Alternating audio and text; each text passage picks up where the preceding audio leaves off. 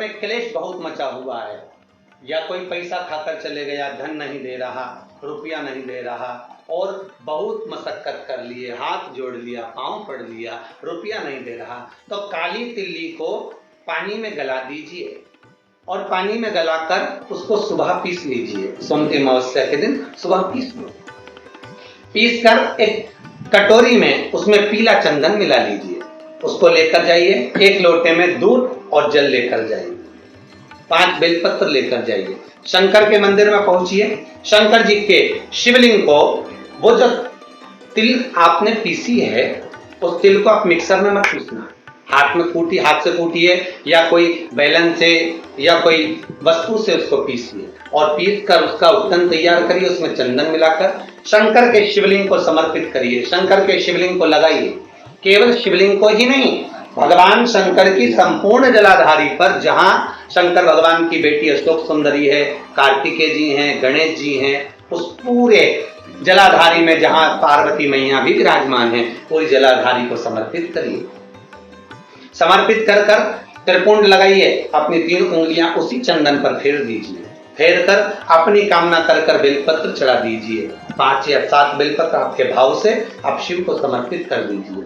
समर्पित कर कर हाथ में कलश लेकर, दूध और जल मिला हुआ पात्र लेकर शंकर को समर्पित करिए और बाबा भोलेनाथ से विनती करिए कि जिस व्यक्ति ने हमारा धन खाया है, जिस व्यक्ति ने पैसा रख लिया या कोई लेकर चले गया या कोई ऐसा काम हो गया कि वो धन आ ही नहीं रहा है, बहुत तकलीफ में है, तो बाबा से विनती करो। मुझे पूरी उम्मीद है कि सोमती अमावस्या इस बार आप जो कर रहे हैं, अगली सोमती अमावस्या जब आएगी, इतनी प्रसन्न चित्त में आप ये पूजन करेंगे, वापिस करेंगे और पूरे परिवार समेत करेंगे। जब आपका धन आ जाएगा, वैभव हो जाएगा, तो आप वापिस उसको धारण करेंगे।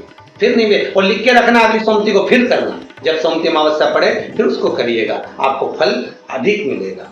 सोमती अमावस्या का फल ही यही है कि जिन वर कन्या का विवाह नहीं होता, जिन लड़का लड़की का विवाह नहीं होता, जिन पति पत्नी में आपसी में टकरार चल रहा हो, अदालत तक बात पहुंच गई हो, जिस घर में शांति नहीं रह रही हो, आपस में क्लेश बड़ा मचा हो, ऐसी हो गया मन में कि अब ये तनाव बहुत बढ़ गया है, संबंध टूट जाएगा, तो निवेदन है सोमती अमावस्या के दिन आप भी सोमती अमावस्या के दिन पीपल के वृक्ष के नीचे जाकर उस पीपल की पूजन कर कर उस पे कुंकु सिंदूर चंदन समर्पित कर कर कच्चे सूत से 7 परिक्रमा करिए।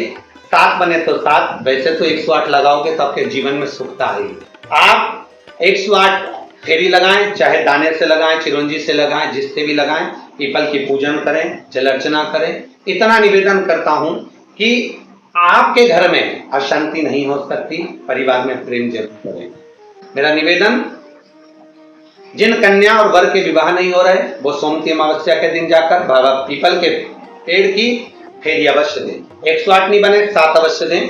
पूजन कर कर, दिया लगाकर, घी का दीप प्रज्वलित कर कर बड़े आनंद में पीपल देव का पूजन करें।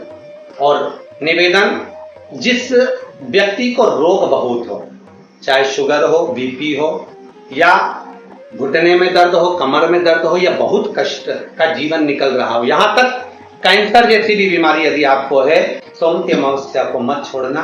निवेदन है, एक पात्र जल जिसमें पीला चंदन, पात्र के जल में एक कलश में जल लीजिएगा, उसमें पीला चंदन घोल लीजिए। पीला चंदन घोलकर उसमें थोड़ी सी काली मिर्ची पीस कर मिला लीजिए। काली मिर्ची को पीस कर डाल दीजिए और उसमें 7 बेलपत्र उसके अंदर डाल दीजिए। 7 बेलपत्र के साथ में 7 वृक्ष के पत्ते, कोई भी वृक्ष जो आपके पास में हो, 7 वृक्ष के पत्ते उस कलश में डाल दीजिए। घर से निकलते समय पूरे घर का भ्रमण करते हुए, जिस व्यक्ति को रोग बहुत है उस व्यक्ति का स्पर्श कराते हुए वो जल शंकर भगवान के ऊपर समर्पित कर कर, थोड़ा सा जल बचाकर, पत्तियां सब शिव जी को चढ़ाकर, थोड़ा सा जल बचाकर शंकर की देहली पर चढ़ा दीजिए। शंकर की चौखट पर, भगवान शंकर के शिवलिंग की चौखट पर समर्पित करें।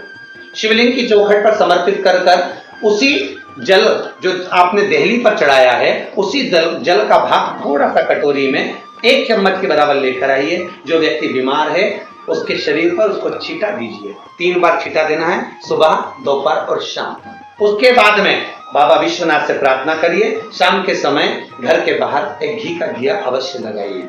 मुझे पूर्ण उम्मीद है सोमती अमावस्या श्रावण के महीने की रोग मुक्त करेगी, अधिक फल आपको प्रदान करेगी, सुख का अनुभव कराएगी, आपके जीवन का कल्याण करेगी। और निवेदन, सोमती अमावस्या हमारे जीवन को फलित करने वाली है, सुख देने वाली, आनंद देने वाली है, हम उसका लाभ अवश्य लें।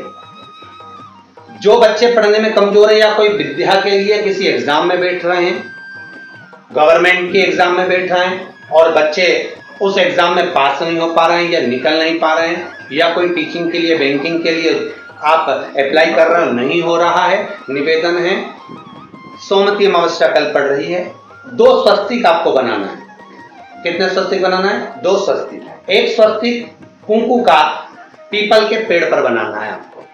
पीपल के पेड़ पर बनाने के बाद में जमीन पर, भूमि पर एक घी का दिया लगाना है। दूसरा स्वस्तिक शंकर के मंदिर की चौखट पर आपको बनाना है, किसी भी एक साइड में, चाहे राइट में बनाना है चाहे लेफ्ट में बनाना है। शंकर के मंदिर पर जो स्वस्तिक बनाओगे वो पहले पीपल के वृक्ष के बनाना है।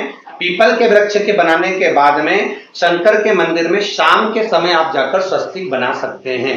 दोपहर से लेकर शाम तक कभी भी स्वस्तिक बनाएं और एक घी का दिया वहां रखा है। बस इतना याद रखना, पीपल के पेड़ के नीचे जो स्वस्तिक बनाओगे वहां जो घी का दिया लगेगा उसमें गोल बत्ती लगेगी, फूल बत्ती लगेगी। शिव मंदिर की चौखट पर जो दिया लगाओगे उसमें 2 बत्ती लगेगी, लंबी वाली, लंबी बत्ती 2 लगेगी घी की। वो बत्ती आपको शंकर के मंदिर पे दिया कहां रखना है? जहां स्वस्तिक बनाओगे उसी के ऊपर 2 बत्ती का दिया लगाओगे। उस समय पर दिए का जो बत्ती है उसका मुख अपनी ओर होना चाहिए और भगवान शंकर की चौखट पर प्रणाम कर कर, निवेदन कर कर, नमन कर कर आप आइए। आपके जीवन में सफलता प्राप्त होगी। आप जिस चीज की कोचिंग कर रहे हो, जिस चीज में उतरना चाहते हो, आपको वह फल प्राप्त होगा। शिव महापुराण के अंतर्गत या लिंग पुराण के अंतर्गत या नर्मदा पुराण के अंतर्गत, नारद पुराण के अंतर्गत हम जब सोमती का महत्व श्रवण करते हैं, कई बार आपको हमने शिव महापुराण में भी सोमती अमावस्या के महत्व को समझाया है। सोमती अमावस्या की कथा क्या है महाराज, अगर हम जाने तो उसके अनुसार, सोमती अमावस्या के अनुसार एक ब्राह्मण परिवार था और बड़ा आनंद में रहने वाला, बड़ा सुख में रहने वाला, भगवत चर्चा करने वाला और भगवत स्मरण करने वाला और भगवत स्मरण में सदा रमने वाला, दिन प्रति भगवान शिव की आराधना करना, दिन प्रति भगवान शंकर का स्मरण करना, दिन प्रति भगवान शंकर की चर्चा करना, भगवत स्मरण करते रहना। इनकी एक पुत्री थी, ब्राह्मणों की कन्या। उस कन्या का शिव महापुराण में सुंदर भाव वर्णन किया गया है उमाखंड के अंदर कि इस कन्या का विवाह योग नहीं था।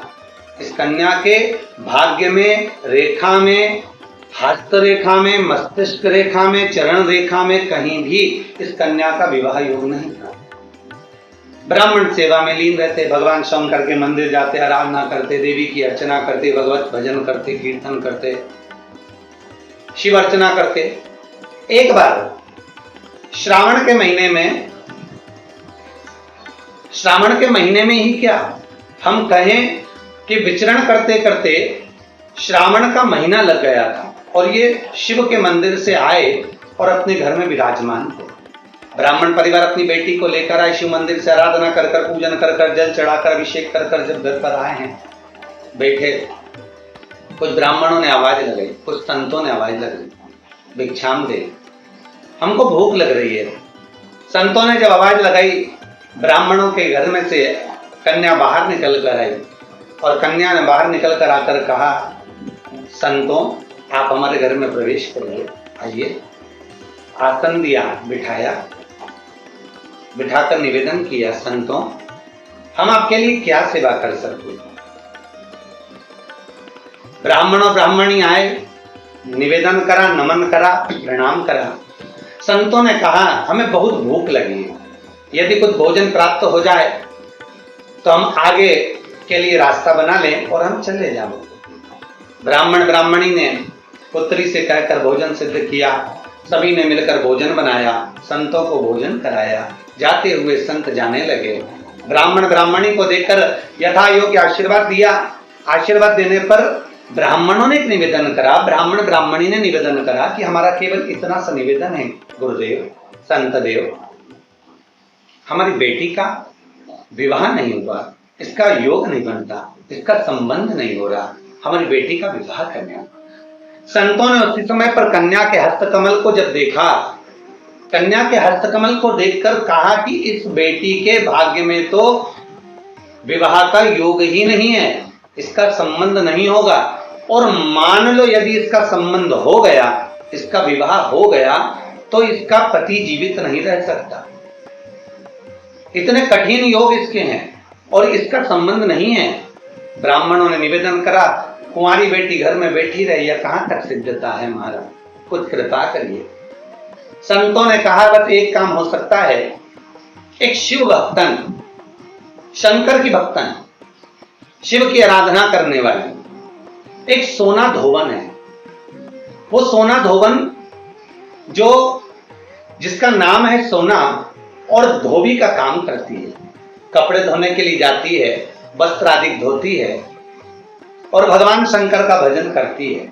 नित्य प्रति का नियम है उसका, शिव मंदिर में जाना, शंकर की आराधना करना, शंकर को जल चढ़ाना, समर्पित कर कर शिव मंदिर में पोछा लगाना, झाड़ू लगाना, बुआरी लगाना और शिव मंदिर को सुगंधित पुष्पों से सजा देना। सोना धोवन का एक नियम था। पूरे परिवार में शिव चर्चा करती थी, भगवान की आराधना में डूबी रहती थी सोना धोवन। संतों ने कहा यदि ये आपकी बेटी, आप ब्राह्मण तो हैं, ब्राह्मण कुल में जन्म लिया है आपने, पर आपकी बेटी जो शिव का भक्त है, सोना धोवन जो शिव की आराधना करने वाली है, हमारे यहाँ कितना सुंदर कहा कि दासों के भी दास यदि हम बन जाए, हम दासों के भी अगर दास बन गए, हम भगवान शंकर की सेवा करने वाले की ही केवल सेवा कर लिए।